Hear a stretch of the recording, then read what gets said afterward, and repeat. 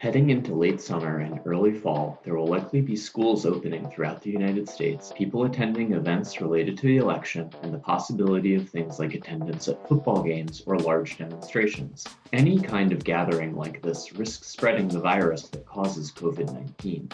But if all of those things are happening in parallel, it could compound the problems and lead to even higher infection rates. This is not going to be a linear explosion of disease. It'll be exponential.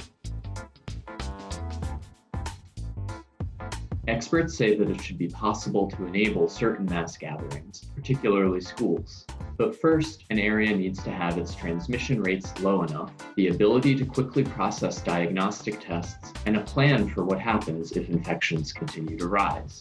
In order to safely open schools, experts suggest that communities hold back on allowing other types of gatherings that are driving the spread of the virus, things like church services, indoor bars, and restaurants. We need to be aware that all of these effects are cumulative, that when you have schools open and universities open and people going to these events, we are going to see a surge in cases. And I think we as a society have to make a decision about our priorities. Instead, people and politicians frustrated by months staying at home have been going in the opposite direction, and in some parts of the country are even considering having tens of thousands of people attend football games in person. Even outdoor mass gatherings aren't completely risk-free, especially when there are large numbers of people and if basic public health measures like social distancing and mask wearing aren't followed. Public health experts wish that federal leaders would provide more assistance to communities who need guidance about when it is safe to reopen different parts of society.